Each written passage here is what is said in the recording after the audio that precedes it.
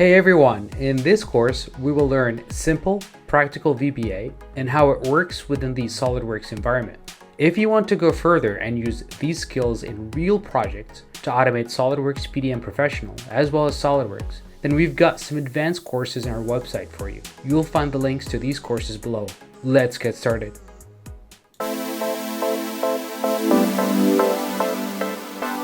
In this lesson, we're going to explore what code modularity is about, and we'll take a deep dive into the concept of subroutines, or simply subs, and functions. Let's get started. Okay, in my sandbox here, my VB macro, under modules, I'm going to create a new one. So I'm going to right-click on modules here in my Project Explorer, and then click on Insert, or hover over Insert and then click on Module. Make sure that that module is selected, and in the Properties window, I'm going to change this to subs and functions. Inside of my module here, I'm going to define something called a subroutine. It starts with the keyword sub. This is a special keyword that only VBA could use. And then the name of my subroutine, and then open and close parentheses, and then space and sub. And I can put this in a new line.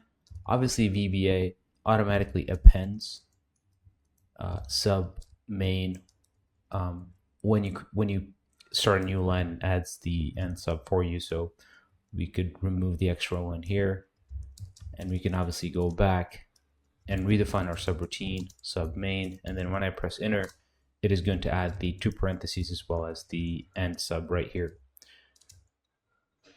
So the subroutine is basically a container where we could add our block of instructions, and we can call this container directly when we can run it, or we can call it from other modules as well.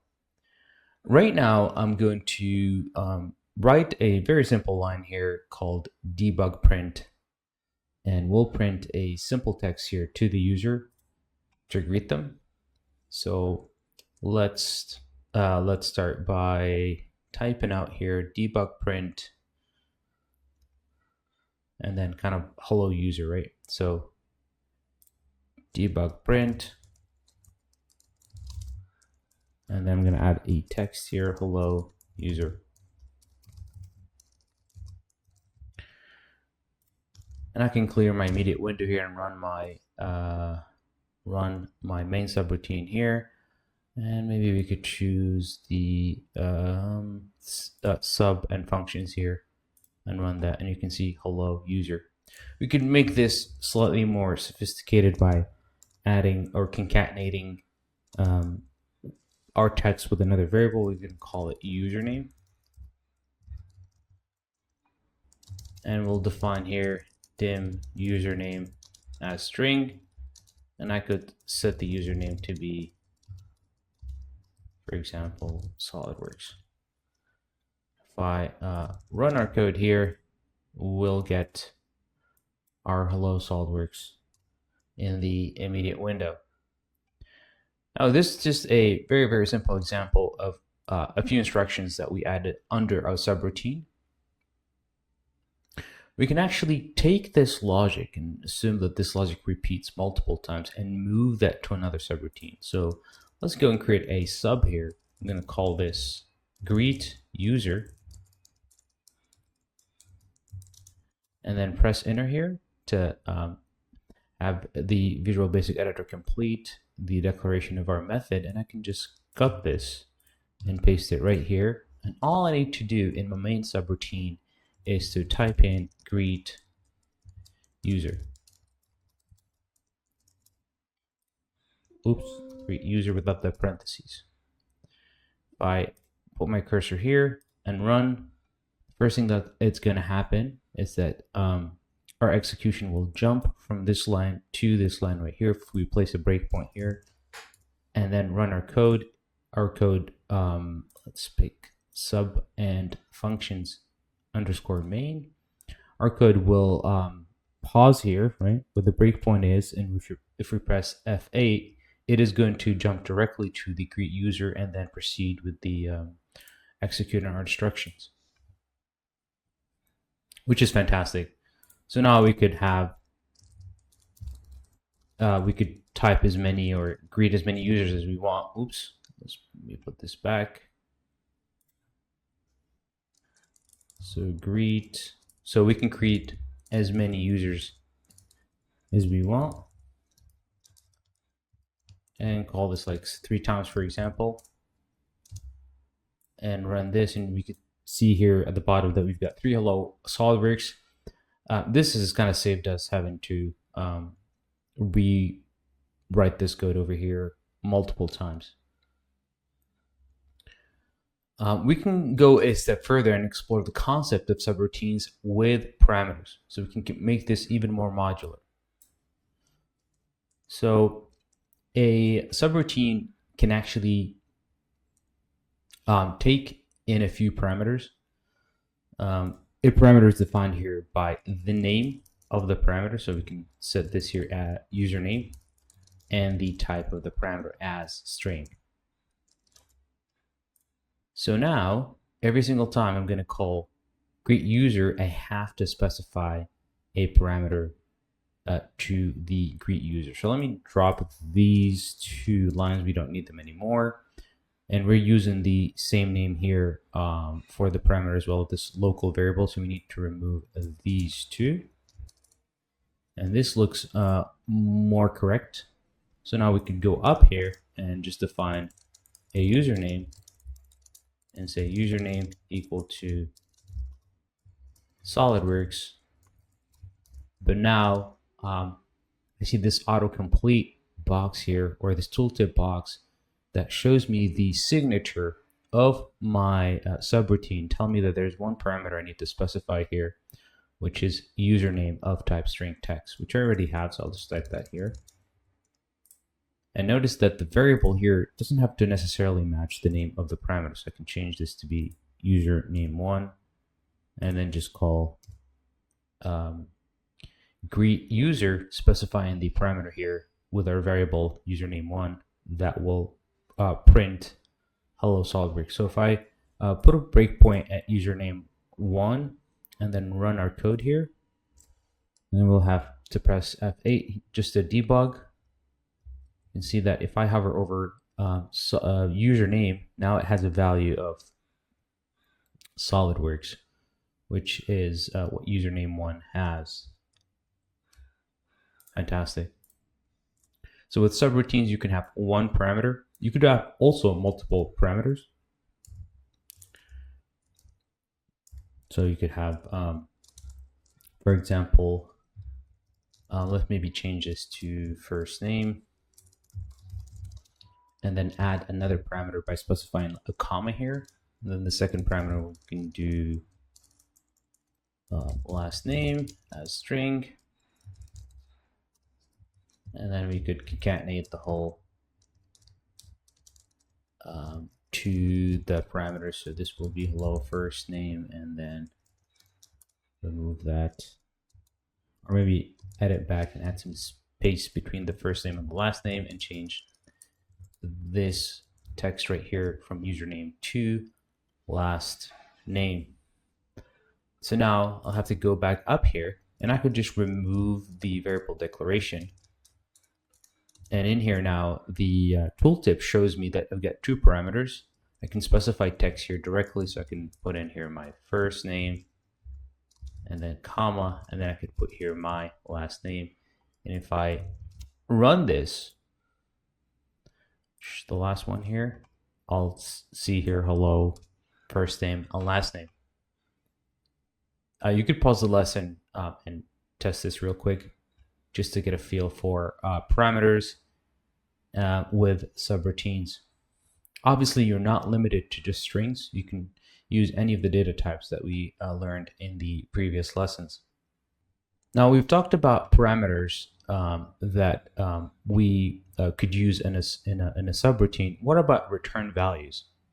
For that, the version of the subroutine that has return values or a return value is called a function, which is identical almost to a subroutine, except for the return value. A really good example would be a function that does or sum up two numbers. I'm going to start here by defining a function by the keyword function, and I'm going to type the name of the function, which here will be add numbers. I'm going to specify a here as an integer as my first parameter, and b here as integer as my second parameter. Now I'm going to have to specify the type of the return value. So this function here will return a integer. So I can define a variable here called sum as integer, or I could define sum here as long, for example, and then sum could be equal to the sum between a and b, and I'm using the plus operator here to do this arithmetic operation. Now for my function to return its value, I need to specify the name of my function and then press equal here, and that would be sum.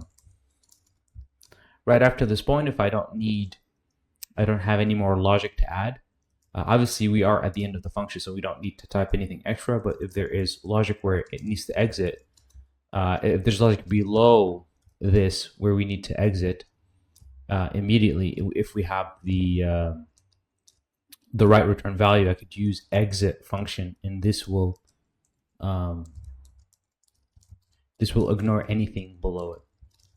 So this code here is always ignored because we exit the function using the exit function command here. Same thing for the sub here. I could always go in here and type in exit sub. And we've seen in a previous lesson that we could do the same thing for a for loop as well, exit for. So let me just remove this and go back to my main subroutine here, where I'm going to define a variable. I'm going to call this sum. Oops. Perhaps let's rename this to something different. I'll call this total as long, and I'm going to set my total to be equal to add numbers, and I'm going to add 5 and 10, and I can debug print to remove that, debug print total is, and concatenate that with the total value.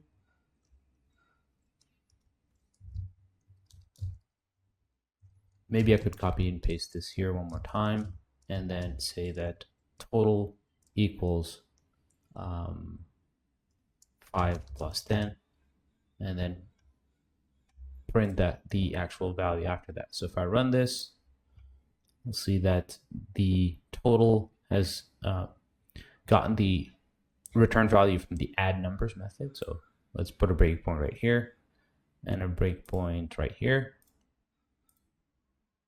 Oops. Now if I hover over total, you can see the value is 0. And if I continue here and stop at this line, you can see that our value is 15, which is the sum of our two numbers. So that's pretty much the summary of what a function is. Now what's really important is to distinguish between two types of parameters. There are ByValue parameters and ByRef parameters. So let's go and create two functions here just to illustrate the difference between two of these types. So I'm going to type in here sub try to change, and I'm going to type in here ByVal, so ByVal, and number as integer, and let's change the number here to be equal to number equals number plus 100. And then we're going to create a new function here, or a new subroutine. I'm going to call this modify value. However, this function, this subroutine, apologies, this subroutine is going to have a parameter marked as by reference. And the difference is pretty straightforward. So in this same subroutine, I'm going to add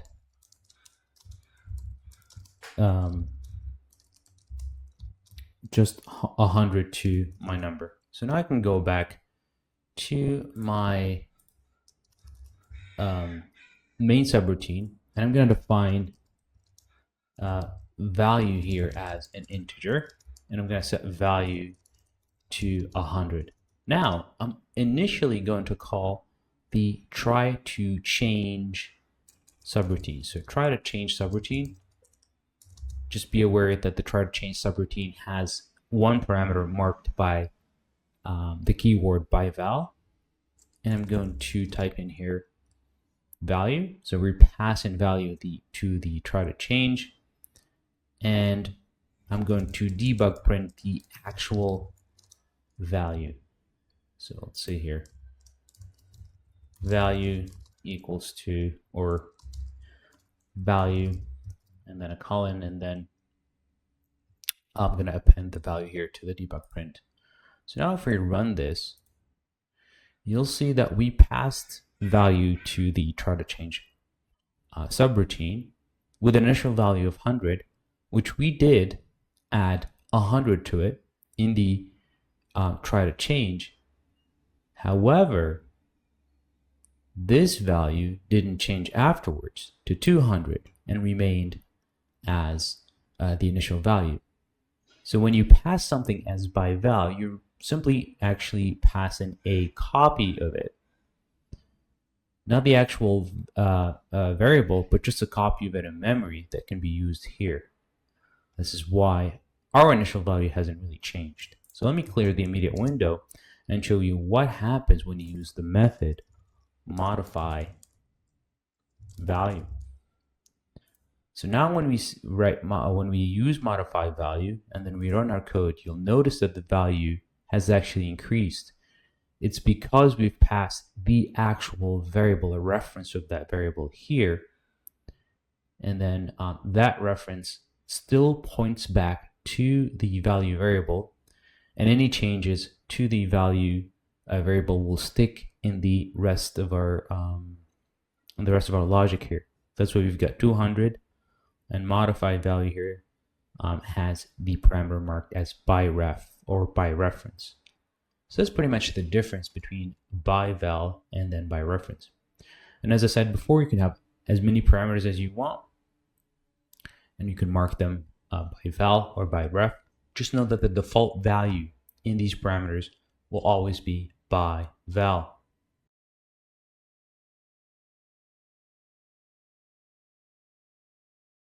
Awesome. Now, I've mentioned before that we could actually call these subroutines from other modules. So if we, for example, start a new line here and then type in, for example, the data types module, just data types dot, you can see in the autocomplete list the names of the accessible subroutines that exists in the data types module that I could call in my main in this main function here. Obviously, our main here is coming from the subroutine functions, but we here have access to the main that exists in the data types module. So I can leave this as is, and I can then run, and you'll see that, oops, I think there was an issue there, but nevertheless, we were able to call the main subroutine that exists under the data types. And we had an issue here because of we tried to set an item that didn't exist in the array. It's an out of bounds exception. So let's go back to our sub and functions subroutine. As I said before, You can call another function that exists or subroutine that exists in another module by typing in the name of the module. If you go back here to the data types module and go all the way here at the top, we got our main subroutine. If I mark this as private, then I go back to my sub and functions module, and I type dot here, you can see that I don't have that autocomplete list anymore. That's because I have marked this main subroutine in my data types module to be as private. So only the methods or only the functions subroutines that exist within this data types module will have access to my main subroutine. Anything else outside will not have access to it. So this is the difference between specifying private as a modifier, these are called modifiers, that will change the level of access or visibility of my main subroutine with regards to all the other different items that I see here in the project solution.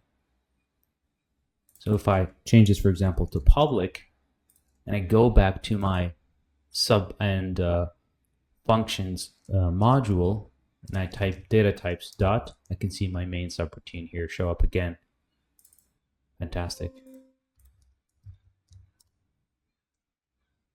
The only thing that's left to note here is the use of the parentheses. You could see that when our function has, or our subroutine, our function has a return value, we're using the true parentheses. If we actually don't care about the return value, we can drop the use of the true parentheses and immediately specify the variable, just like what we do with the subroutines. So this will work just fine, except there will not be a value here for total. And then run. You can see total here has a value of 0. So when we have a return value that we need to set, or we set the method to another variable, we just need to make sure that we use the parentheses. If not, if we don't care about that return value, we can just drop the parentheses. Oops. Let me just type in here total equal to add numbers.